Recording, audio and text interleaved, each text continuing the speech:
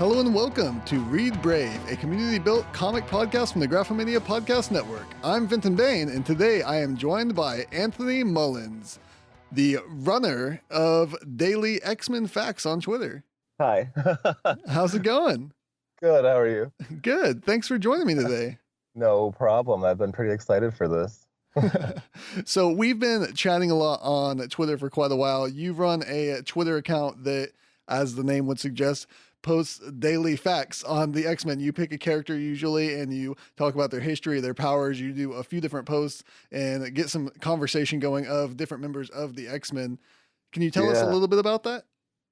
I mean, honestly, I was rewatching Apocalypse and just getting a little frustrated by some of the non-comic canon things that happen. The very first post I did was about Storm's hair, like Apocalypse didn't turn it white, and it just kind of drove me crazy because I was watching with a bunch of people who didn't know, so I had to explain it to them, and I was like, I needed to just educate the masses, I think, because there's a lot of good stuff here and people just don't know it all. There's so much. So that's awesome. Yeah, I really like that you post really often, and there's just like these long conversations that get built off of the things that you post, and it's really fun to just follow those. It's been a lot of fun. I didn't expect so much to come from it. And I mean, once I went with the daily officially, I just, I have to keep up with it. It was like in the first week I stumbled one day and then I did like a double post and then I was like, I can't fall behind again. That's not going to happen. So now it's your life. This is who you are. It is a daily thing now. Yeah. But it's a lot of fun. So awesome. Well, let's dive into our episode. The way we like to start things off here is to talk about what we've been reading lately. And since you haven't been on the show before, you can go as far back as you really want to. What comics that you've been reading lately would you like to talk about? I stick with obviously X-Men, but I read a lot of Image. I'm pretty heavily addicted to Brian K. Vaughan, Rick Remender, reading all their stuff. So they're both great. But I'm pretty all over the place. I'll sample anything and give anything a chance, really. So, I mean, for starters, I guess Black Science just had its 30th issue, and it was pretty crazy. It's that just always amazes me each issue. So that's one that I have not kept up with, but I wanted to. I read that first volume and I really loved it, but that was all that was out at the time, and I just didn't continue with it on the single issues. I was like, oh, I'll pick up the next volume, and I just never did. So I never did continue on with it, but I really want to. And now it's like, oh, there's 30 issues. That's a lot to go through. It's a lot, but it's like I had 3 of them I had volume 1, 2, and 3 to get through when I started it, and I just couldn't stop. And now it's just like it's one of those top 5 when it's in my folder. I'm like, I'm going home and I'm reading this first. That's awesome. I'm glad to hear that it's still doing so well. Yeah, and I mean, even just in the last issue, just the art, all of it just all came together really great. I mean, it's just they do some of the craziest things in there that nothing else seems to do lately for me. So I also have been reading all the current Resurrection titles for X-Men, obviously. What have you been reading? I've been reading all of them. I decided to do all the issue 1s. Of course, there was some that I was just destined to love and continue no matter what. Blue, Gold, Jean Grey, Generation X seems like it's like made for me. And then there's a few that I was a little less certain about, like Weapon X. I didn't know if I'd continue through that one, but I really liked the first issue a lot. And then the latest issue kind of lost me a little bit, so we'll see. I haven't quite made a decision on what I'm going to continue with that. And then, of course, we had Cable come out just recently, and that one really caught me. I really enjoyed it because, I mean, growing up, I loved Cable back in the day, but nothing really has caught my eye with Cable in the past like 15 or 20 years. Right. He's been in Uncanny Avengers lately, and I really liked him in there. So I've been pretty pumped for this, but I was pretty hooked for Generation X, and I did a review on number 2, so I didn't even get to Cable yet. And I've been like each night trying to get to it before tomorrow comes, because then there's more. So yeah. Generation X is, I mean, it's only the 2nd issue, but I think it's the one that's really getting me the most right now. Christina Strange, she's just I just like how she's capturing them all so far, and the art is the most like offbeat, but that definitely fits the title the most too. So I just think it's the most offbeat one that is out there right now, and it's kind of more unique with it. It's just been a lot more fun to see what's going to happen with that. But I've been pretty loyal to Gold from the beginning, so I hear a lot of people like Blue a lot, and I'm pretty into it. But I didn't read all of like the older time displaced original 5 stuff, Right. and I am all about Kitty Pryde being the leader. So Gold really gets me. Yeah. Yeah, I was surprised because I thought I would like Blue more because I really like the time displaced team and everything that they've done with them up until this point. But when comparing the two so far, I've really liked Gold more up until this latest issue. I felt like they didn't really know where they were going, so I was like, okay, we'll see where they're going from here because at least I, as a reader, couldn't figure out where they're playing on. It seems like they're throwing a lot into the story just to see where they're going. As soon as they had Gambit and Magma in it, I just knew I was like, well, I'm sold on the story arc already. Yeah. So Yeah. Weapon X is the one I'm questioning the most, honestly. I had a lot of fun with the first few, but there's just something about it that doesn't really land the same way as the others to me. It doesn't really fit with the like the way that I'm picturing the resurrection thing happening now. So I'm still reading them all. I mean, they're all off to a great start in my opinion. So Yeah. I mean, I'm really liking Gold. I think maybe my favorite one so far. yeah. Generation X, like I said, seemed like it was made for me, but the first issue I really liked, but the second issue kind of felt a little more flat for me. And I'm not really sure why. I just didn't enjoy it as much. And I've heard a lot of negative things about the art, but I actually like the weird art. Everything looks like it's So through do like a I, fisheye yeah. lens or something. It's just Yeah. like weirdly proportioned, but I That's enjoyed what that. got me more with number 2. The just I I've heard people say it didn't feel the same as 1 to them, Yeah. but I kind of was just taking in the art a lot, and I just feel there were there were a lot of good like angles, perspective, just like design going on in it. So it still just carried me through Right. really well, and I just had really high hopes for the team. Yeah. And I mean, she just captures their dialogue and just their characters so well so far. Yeah. So Well, I love yeah. those characters, so that one seems like the one I should love. But we'll see. Jean Grey's art is amazing. Mhm. That's probably my favorite art in all of them right now, to be honest. Yeah, and that one may have been the weakest one for me on the issue one, and which I liked most of the issue ones quite a bit. So it's not saying it was a bad; it was just probably the weakest out of the group for me. But issue two really picked up because they had Hope and Jean meet, and that was something I've always wanted Yeah, to happen. And so I'm like, oh, they can talk about Hope. That's I thought there was just like a right. rule, an unspoken rule. You can't talk about Hope in your books. Yeah, and Colossus and Magic are like my top 2 favorite, I'm pretty Yeah, sure. And I knew the rest of them would be in that just because of the cover, just the right, whole right. Phoenix thing, and I just wasn't even putting that together, so that was really fun for me too. Um, yeah, I think the art is just stepping up a lot in 2, and I mean, Jean was the one that I was least sure about because I just don't know as much about her chronologically throughout like the Yeah. canon, but it's the most fun for me right now, honestly. Yeah. Yeah, I mean, having read all the Phoenix Saga stuff growing up and being really into that, and then just seeing them beat that horse, that horse over and over again, it's like, come on, I don't really care about the Right. Phoenix. Just stop already. And then Yeah, to I see think them, oh, that's we're gonna do it again. I'm like, oh no, don't. yeah. That's why I think it'll be a lot of fun though, because they're really playing with the idea of how similar will she be to the original Jean. They're just already questioning so many different things. I mean, like the very first few pages of the first issue, I think they had all the scenes of her referencing it. So yeah. Yeah. Yeah. So I think that one is looking to turn out fun. So I'm really interested to see where they take it. The one that I'm starting to doubt the most is X-Men Blue, just because I don't care about another Wolverine character, and it seems I like where they're know. It's focusing. really getting I'm me. like, Laura Yeah, Kinney is the perfect Wolverine. We can leave it at that. I And Old know. Man Logan, he's really enjoyable. I mean, I still think that's a little much. You don't need to bring back another Wolverine after you killed the original and replaced him with Laura Kinney, who's way Yeah. awesome. But There's 4 different Wolverines right yeah, now. it's too I much. mean, yeah. I like him a lot in gold, but I mean, it's the rest of the team Right. carrying it for me anyway. Yeah. Just that's part of the reason Weapon X kind of turns me off sometimes. I'm just kind of like I think I need a little break from Wolverine Yeah. personally, but Yeah. I'm like I've been begging for a Colossus and Magic just team up series for a while, so Well, that's more my kind of game. I'm excited to hear what you think of Cable when you get to it, issue 1, because I thought it was really interesting. We didn't get much in that first issue.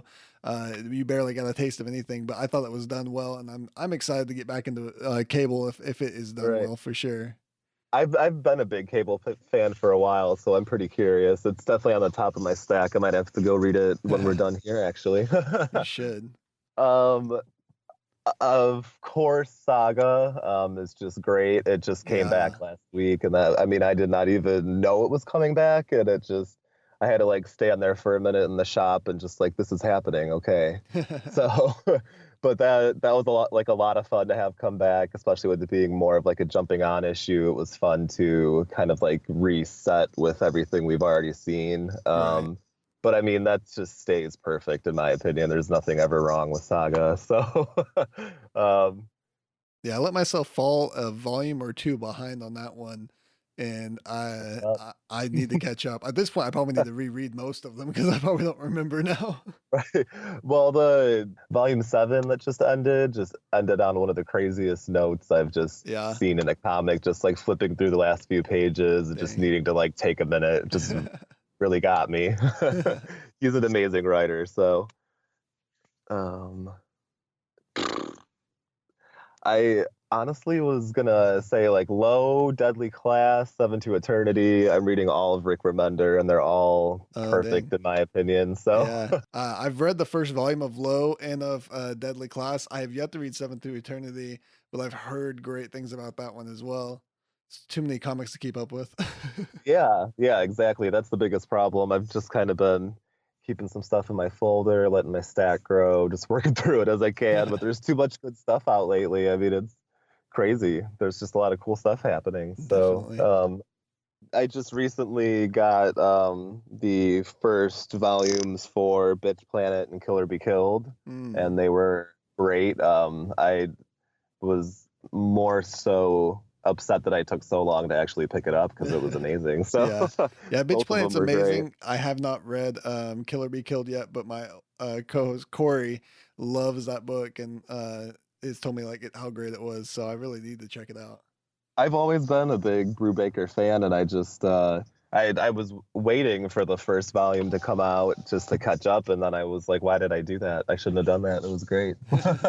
Well, as for me, I have a little bit more to talk about than usual because I took a week off. So I'm going to go through the list kind of quickly as not to bore anybody. I've read the third issue of Grass Kings put out by Boom Studios. This was a really interesting comic that I just picked up on a whim because I started to feel like Boom could do no wrong, just kind of like Image there for a while, where anything Image put out, I was like, I'm probably going to be into this.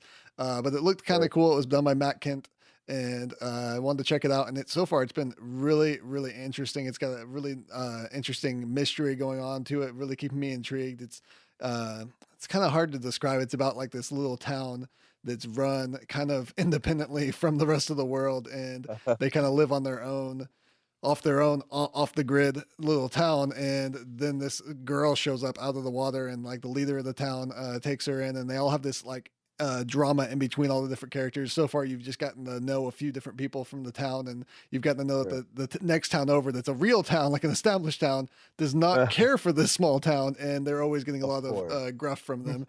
So it's Yeah, just, that sounds right up my alley. I've been trying to dabble in some Boom lately. I'm gonna have to keep that in mind. it kind of reminded me of the TV show Justified. If you ever saw Oh that, yeah, it had a yeah, lot of Justified feeling to yeah. it. Well, I'm glad you said that. Now I definitely got to keep it in mind. Yeah. But it's been fantastic. I also read the fifth issue of God Country. Have you read this one?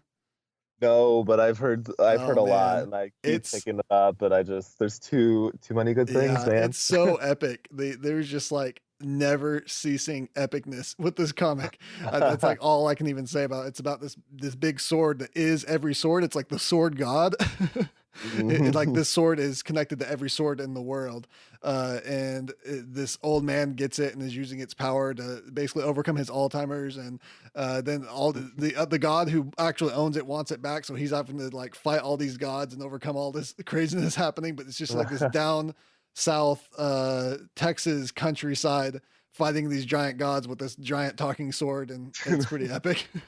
Yeah, that's what I was just gonna say. It sounds pretty epic. That's just the only word that's the only word I can even use to describe it, is epic, over and over again. Yeah, I picked up the first issue and I don't know why I didn't get it. Yeah, oh, man, it's so good. I also read issue 8 of Shade the Changing Girl. In this issue, she is going to Gotham and going around Gotham exploring the city, and it's just really cool, and it makes me really hopeful that Batman's going to show up in the comic. I don't know if that'll happen, but she's just doing all sorts of weird stuff in Gotham, going around interacting with all the people there, and it's really fascinating that with the Young Animal comics specifically, that they're still in the DC universe and they interact with the DC universe, but that's a completely different field than superhero comics normally are. Yeah, I feel like if Gotham's in it, Batman has to make an appearance at some point, right? I mean, just like a little panel in the background, shadowy figure. And speaking of, I finished the first arc of Super Sons, the comic that has Superboy and then Damian Wayne's Robin teaming up together, and I still love that comic. It's basically just Superman and Batman team up, but as children who are just like always fighting with each other. I've been hearing a lot of good stuff about that. Yeah, it's so fantastic. It tied up the arc really nice, and it really gave me hope that they're going to do some even cooler stuff in the future with that. So I'm really hopeful. Have you read any of the Secret Empire stuff? I've read the first issue so far. I think I have the second one in part of my stack. So, well, I've been reading some of the spin-offs. Secret Empire Uprising was kind of interesting. It was kind of weird. It was basically about Black Widow is basically leading the champions with a few additions, into what she plans to kill Captain America, like assassinate him by leading them to do that. They aren't sure that they want to go that far with it, but they want to at least follow her and help her. Yeah. So, but this one-off was kind of weird because they were joining basically like choir of Hydra, because the choir is there to like build morale and get people into Hydra, especially kids, you know. And yeah, I feel like Secret Empire is just going to get crazier and crazier as it goes. yeah, it really is. And so they decide to join the choir. A couple of the kids do, specifically the Wasp and Amadeus Cho's Hulk. And they decide to join into the choir, and I guess they find out that Black Widow's whole intention behind that was that the choir was going to get to sing in front of Captain America, which would give them a face-to-face to assassinate him. And it was a weird comic. Like, it seemed a little bit goofy and really cheesy, actually, but it had some of my favorite characters in it. It was the champions with Ryrie Williams and the Wasp, led by Black Widow. So of course I was always going to enjoy this comic. Yeah, that sounds great. I've been really wanting to pick up the champions too. So I love knowing the two of them were there, it's like, that sounds great. That's a perfect team for me. and on that same note, the other one that I've enjoyed was Secret Warriors. I read number 2 to that. It has Miss Marvel and Moon Girl, and then of course as Daisy Johnson. It's more of the Shield feeling comic. I mean, since Agents of S.H.I.E.L.D., the TV show is based off of the old Secret Warriors comic in a large portion. This is kind of continuing that with adding in a couple of new fan favorites, like a big red dinosaur who can sniff out Hydra agents, which is pretty awesome. I mean, Miss Marvel's great everywhere, so I could take her in anything, honestly. Yeah. And then, speaking of Moon Girl, I read issue 19 of Moon Girl and Devil Dinosaur, and this was a really interesting one. She finds an eagle-like planet, this living planet girl who's crying for help, and then she goes and finds her and realizes, oh, you are the planet, and that's kind of where the issue ends. It's a little bit spoilery, but she's on the cover. There's a giant planet with a face. You know where this is going from the cover. It was enjoyable. This is a fun start to this new adventure. Brandon Montclair is taking over as the full-time writer instead of just part-time on there, or instead of just the co-author. And I think he's doing well so far on this first issue. Right. Cool. Very cool. I'm also reading Infamous Iron Man. Have you read any of that? No, we read the total opposite Marvel titles, I feel like. This is one that I never expected to like. I think I've already talked a little bit about that on the podcast, but I've never been a huge Doctor Doom fan. I mean, he's definitely a part of the core Marvel villains, and so I always had respect for him in Yeah. that, but I never like sought out him for stories in any manner. Yeah. And when he took over the Iron Man mantle in this comic, I was just like, I don't know if I'm gonna care about this, but I decided to read issue 1, and I actually really liked it. It's done so well, and it's really fascinating in this issue. I just don't even know what to say about it, except that Ryrie Williams shows up, and I love her so much that I'm like, yeah, this is awesome. She's here. And, but there's so much weirdness going on in this issue. I was like, what the heck is happening? None of this even makes sense. Right. And I don't know what to do with any of it, but it's really fantastic. I would really recommend Infamous Iron Man to everyone. Yeah, when he first, like when Doom was first there and when Riri was first showing up, I had been straying from Iron Man for a while, and both of those things were things that really kind of intrigued me. So I've been keeping up with hearing about Doom in it. Yeah. I've like purposely strayed from Riri just to someday just pick up all of it and catch up with her because she seems great. So I read the Invincible Iron Man run that led up to her on a whim because I don't really care about Tony Stark or Iron Man. So it was kind of weird that I even picked it up, but it was so enjoyable that I was like, oh, this is fantastic. I've never liked Iron Man except in the movies, really. And so I really felt like they really did him justice in that comic. And then of course he died at the end of that, which spoilers, but he's been showing up in a virtual reality mode in like every comic. So if you don't know by now, noticed that, yeah, for like the past year. So, so it's been really interesting to see the introduction of the new Iron Man, Doctor Doom, and then of course Ryrie Williams. Both of them I'm really enjoying, and I never thought I would be an Iron Man fan growing up. Right. Yeah. I'm gonna have to check those out. Yeah. But they've been on the top of my curiosity lately. So yeah. I also read the final issue to Gamora number 5.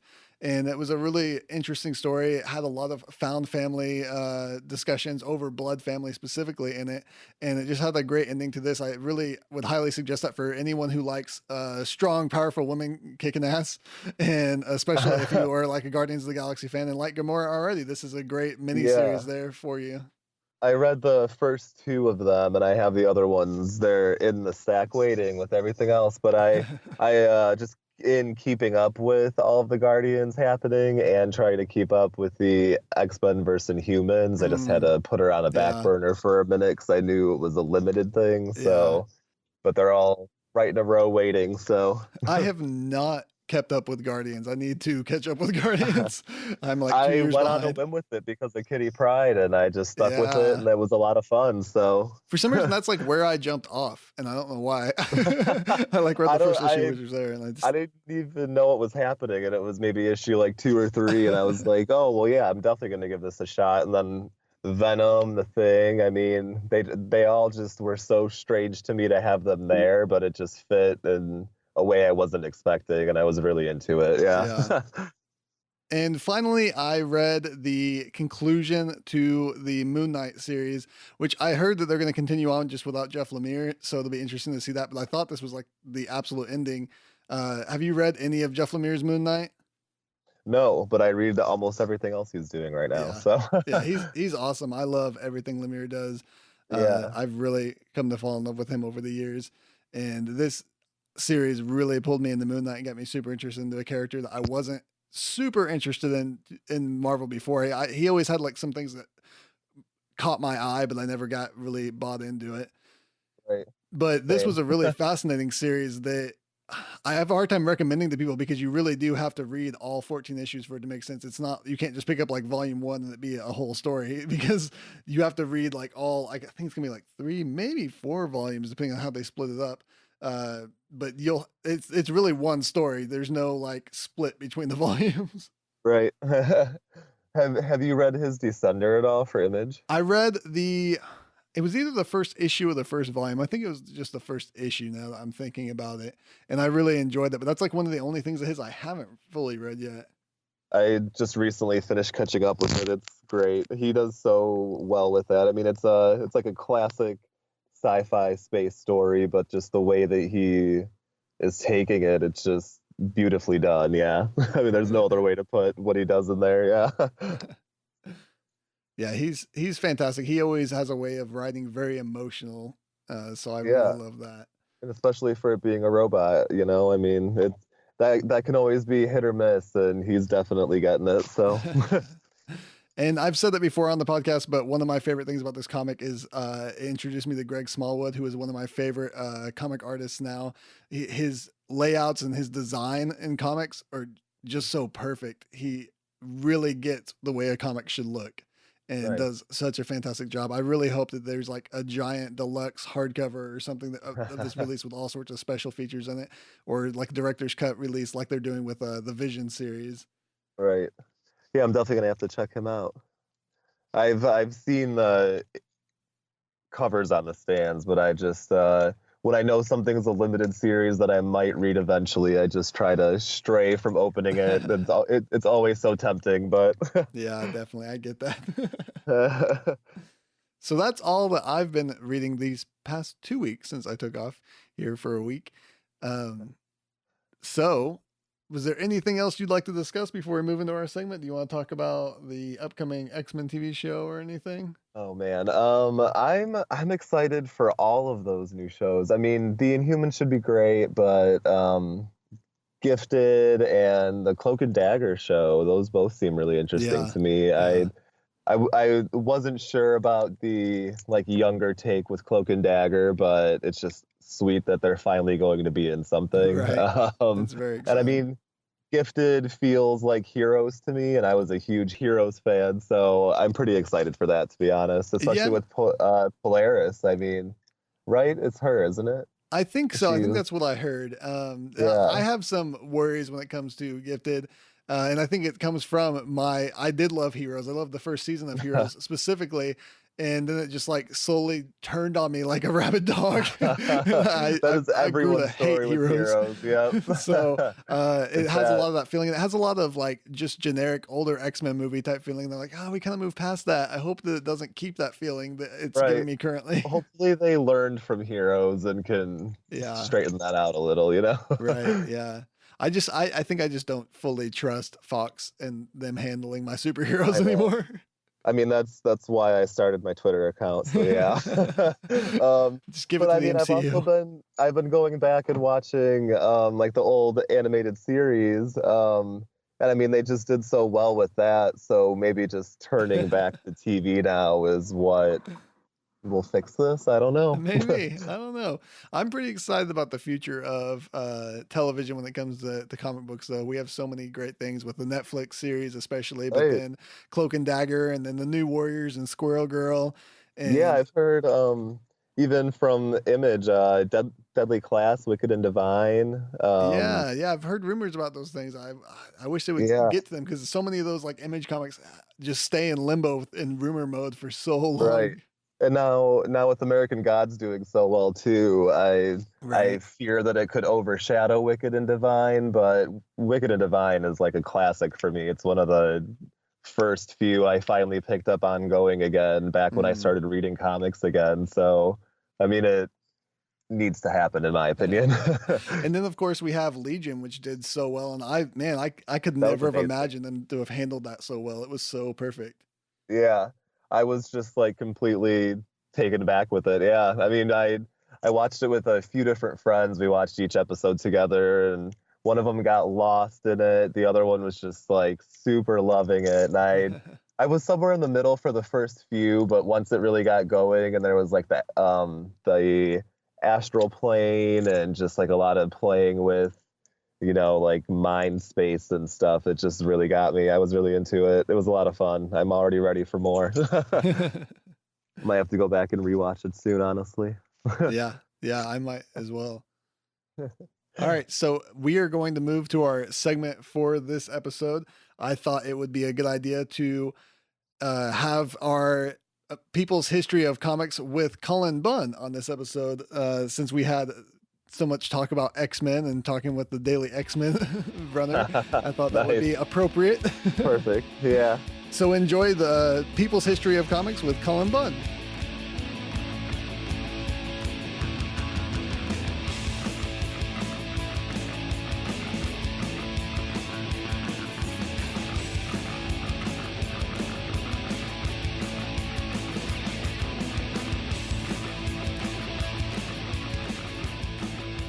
We're back again with creator Cullen Bunn, writer on X-Men Blue, as well as a million other things. If you haven't already listened to our first interview with him, where we talked about a lot more of his work in comics, you should definitely do yourself a favor and go back and listen to that episode after this.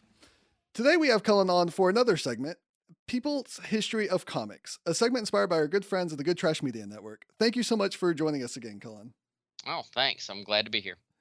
So let's dive right into Cullen Bunn's History of Comics. The first question we have for you is, how did you get into comics? / what's the first comic that you remember reading?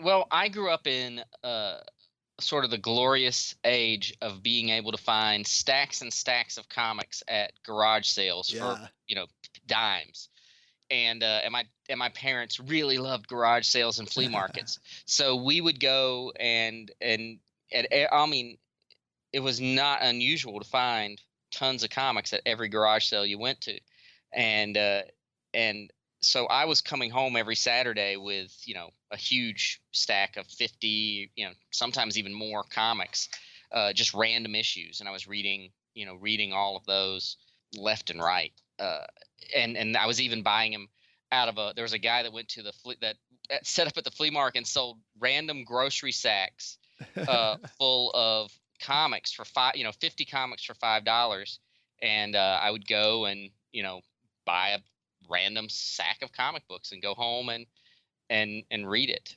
So I was reading just tons of random books at the time, and I remember being very young and reading an issue of X-Men that had the original 5 team in it. I couldn't tell you what story it was, but I just remember looking at those costumes. But one of the earlier comics that kind of that strikes me as one of the first ones I was reading, it may not have been, there was an issue of Avengers, issue 154, where the Avengers are fighting Atuma and his minion Tyrax, I think is his name, or Tyrak the Terrible. Anyway, I remember reading that issue very vividly because they beat the villains beat the Avengers, and I remember thinking that the Avengers had died in that issue, wow. Because I don't know if I just wasn't reading it very well or whatever it was, but I remember they crush Iron Man's chest plate and he falls over, and I was like, they just killed Iron Man. And they spray Wasp with like some sort of poison, and she passes out, and I was like, they just killed the Wasp.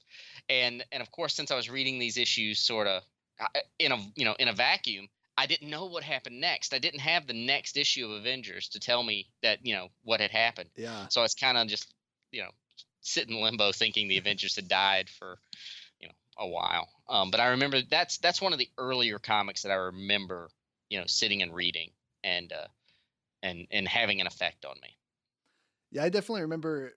I think it was when I was in high school. It was just after the big comic bust in the 90s when everyone realized they weren't going to be collectible. So I could still go to garage sales and flea markets, and it was so great just picking up those stacks of comics for so cheap. So I love that memory. Yeah, it was a great time. So our second question is, did you have a favorite comic series or character growing up, and has that changed currently? I had a few. Micronauts from Marvel was probably my favorite series growing up. But I also loved the Uncanny X-Men. That was a book that my dad and I collected together, and really means something to me, and still does. And then there was a book called Dreadstar by Jim Starlin that I really loved. I love Dreadstar as well. But really, it's such a wide range. I just loved comics. I still do, and I have a real wide range of books that I genuinely loved, and some of them are books that people would kind of would probably turn their nose up at now, and I don't care. It's these are books that meant something to me. And I've recently gotten into having my old comics bound into hardcovers. Oh, that's cool. So I can put them on the shelf. So a lot of the books I'm turning in, obviously there's Micronauts and there's ROM and there's issues of What If, but I also have issues of US1, which is a book very few people remember. It's a trucker comic, and issues of Crystar and things like that I also am having bound because those books were exciting for me when I was a kid. I need to get into something with that because I have a closet full of long boxes, and they should be on shelf somewhere where I can It's actually access them. it's an addiction though, man. It's an addiction. I'll tell you. Once you do a couple, you start getting into it, and it's actually revitalized my interest in collecting comics. Oh, Because it's made it exciting again to go on the hunt for issues, so that yeah, I can have something to fill a collection and get a book created. definitely. So this next question is a little bit weird for comic creators when we have them on this segment, because it's how has comic books affected you? And obviously they've changed your life quite a bit because it's your career. So more focused on the second part of the question, which is there a comic arc that has had a big impact on you? um, it is difficult for me to separate the fact that from comics having an impact on me from how it shaped who I am as a Hmm. creator and a writer. And I remember, I mentioned Micronauts earlier, and I remember um, there's something about the world building in that series that just thrilled me, even as a very young child. I was excited about how they were building a universe and building a world, and that's kind of impacted me as a creator. I always want to do this world building and build things up and add to worlds that are already in existence, and that came from reading Bill Mantlow's Micronauts series. Um, so that's probably the biggest. That's probably the biggest as a you know as a creator. Now I can I can say that I read one of these. I can't tell you what book it was. I've hunted for it and tried to find it, and I haven't found it yet. It was in one of these horror anthology books. It'd be like 4 or 5 short stories in each issue, Yeah. and there was an issue of that when I was very very young that involved this kid who would his it was a kid, and they lived in a farmhouse, and his grandfather smoked a pipe or a cigar. That's all I really remember. And the grandfather would fall asleep smoking the pipe or the cigar, and the smoke from the cigar would billow out and turn into a monster and chase this little boy around the farm. Huh. And I credit that issue to being why I've never smoked. It terrified me. I mean, it absolutely terrified me when I was a kid that this old man's like I said, I can't even remember if it was a pipe or a cigar, but the smoke would turn into a monster and chase this boy, and it scared the holy heck out of me. And I still to this day say that's why I never smoked, never really had interest in it, because I'm scared it's going to turn into a monster and chase me around the house. That's really interesting. I think someone's described that book to me before talking about it. So we'll put that Well, out there to our listeners. If if any of you anybody, can yeah, tell us, we'll as a podcast, we'll send you a no prize. yeah, if anyone can tell me what issue that is, not only will we send them a no prize, I'll send them some autographed books if I can find out what that book is. So if they know what it is, let me know. All right. So our next question is, do you have a favorite comic book movie or TV show? Yeah, I think I do. I mean, and I love most of I like a lot of the current Marvel stuff, and out of the current Marvel stuff, Winter Soldier is probably, Yeah. my favorite of the Marvel movies. But there's something about the Crow that, and it may just be that when it came out, Uh-huh. the time that it came out, the time in my life was the perfect time.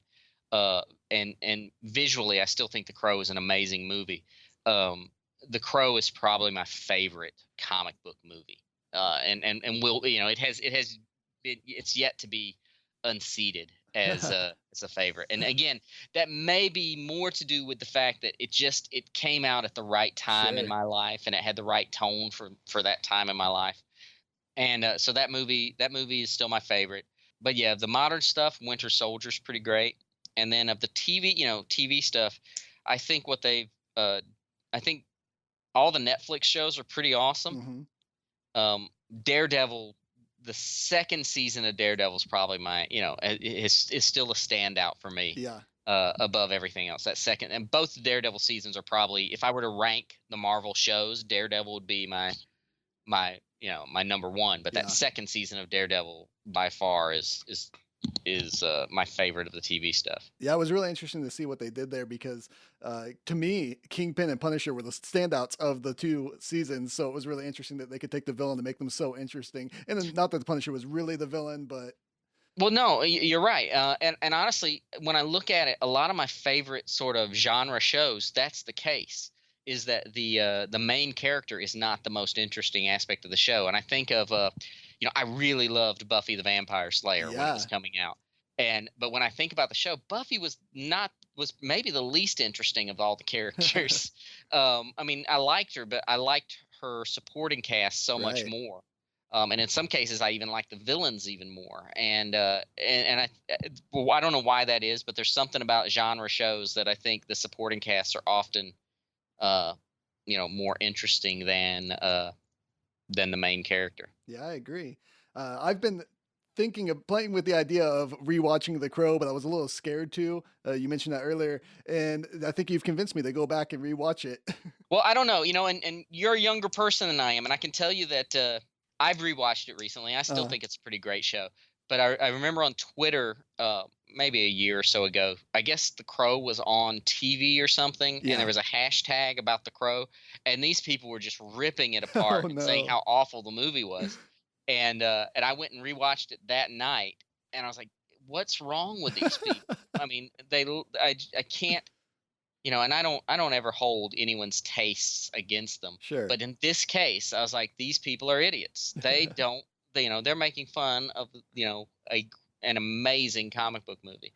But hey, like I said, it's one of those movies that probably will never mean as much to other people that didn't see it when it came out and in that day and age, Yeah. and at the age I was when I saw that Yeah. movie. So. Well, I have fond memories of it coming out. I watched it with my older brother, so hopefully I can still see it in that light when I go back.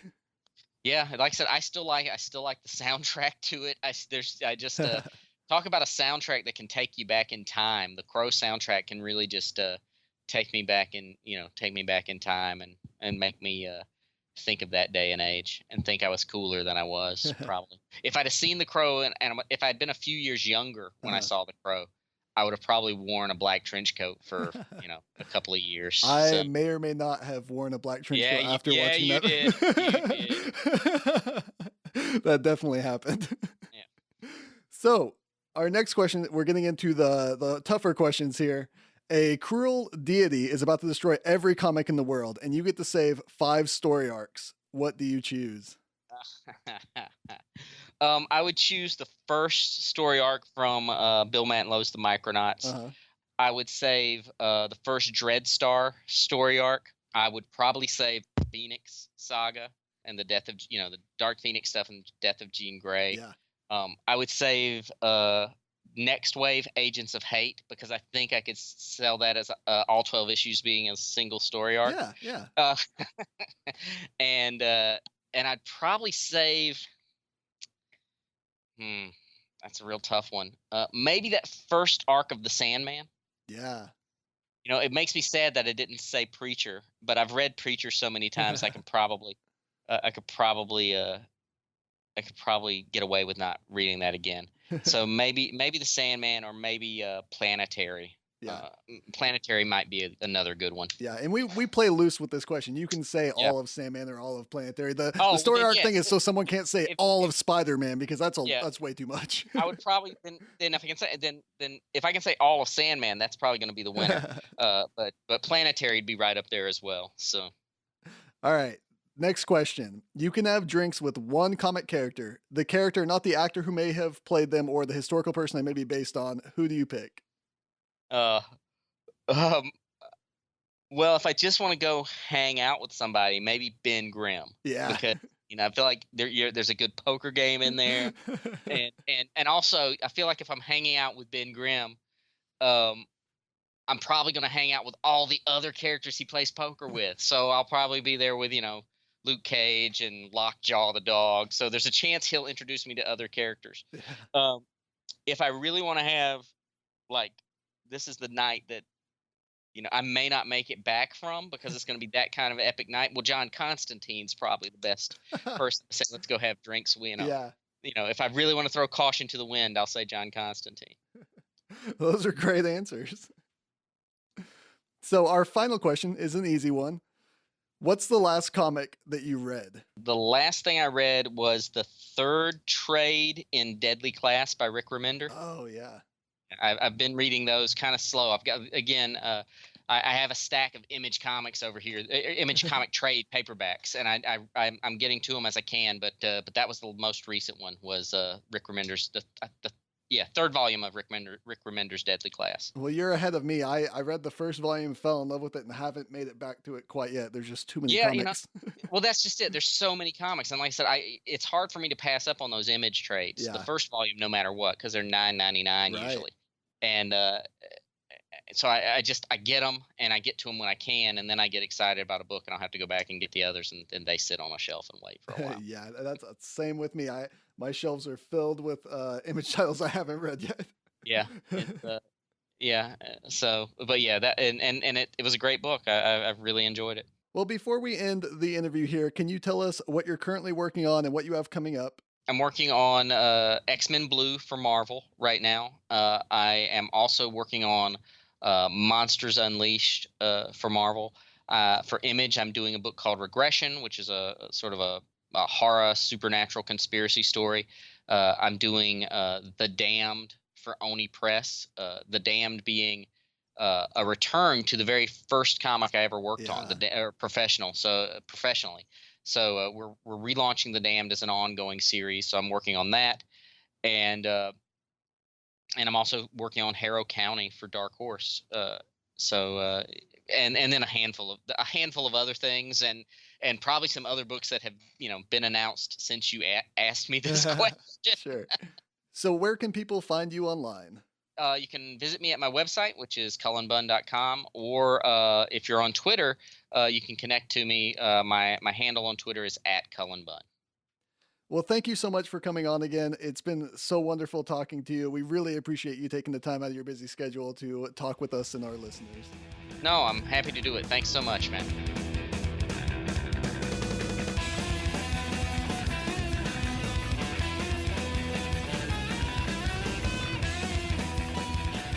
All right, so that was our segment, and we are back for recommendations. This episode, I am probably going to recommend Moon Knight again. I think I've already done that before on the podcast, but now it's over. You can just pick up the whole story and read through it. You don't have to wait for the next issue. And on that note, I think I'm going to do a dual recommendation, which I try not to do, but it's going to happen because Gamora is also over. It's only 5 issues. You can read the whole story there. It's all out. So I definitely recommend that. It's probably going to be coming to trade pretty soon. You might want to wait for that, but the issues are all out. So you should enjoy both of those. Definitely, because they're really, really fun, really well told stories, and they're complete, which we don't get very often in the comic world. Yeah, right. Yeah, especially now, I feel. So, Anthony, what do you have to recommend to our listeners for this episode? I'm gonna have to recommend Paper Girls, Brian K. Vaughan and Cliff Chiang. It's just it's just a classic 80s feeling time travel thing, but every issue, every page it takes me somewhere I don't expect. And I mean, it's easily the thing that I'm the most excited for lately, I feel, when it's New Comic Book Day and it's coming out. It's this week, actually, I think. Yeah. Yeah. Paper Girls is fantastic. It is a comic that feels like every 80s Spielberg movie. It's like even the artwork, like just the tone and the colors that they use remind me of my childhood. So right, and it takes place in 88, and I was born in 88, and I'm from the area that like Stony Stream is based off of. Oh, that's awesome. Yeah, perfect. It's really trippy to me to just open it up and be like, wait a minute, I think I've been to this mall. I'm not. That's fantastic. Yeah.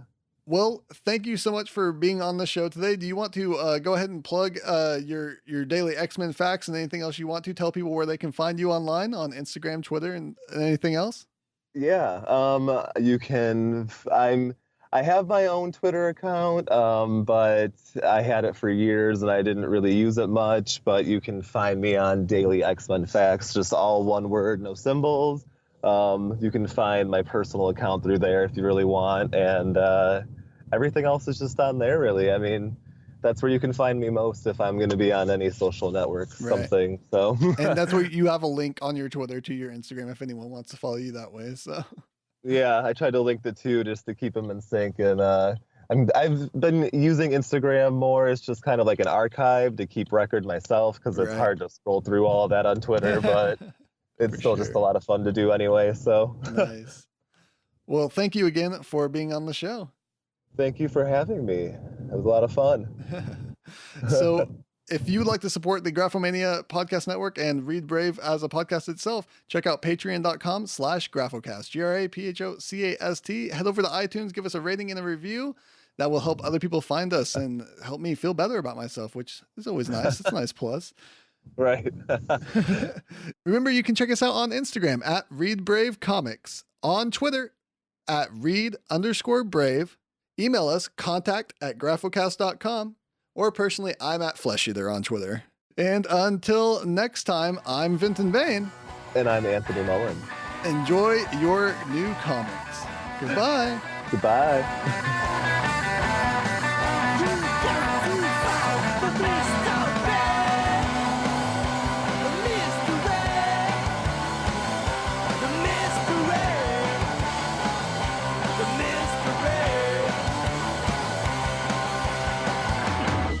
This has been a Graphomania production. If you would like to hear more podcasts, go to graphocast.com, GRAPHOCAST.com. Follow us on Twitter at Graphocast and like the Graphomania page on Facebook for news and updates.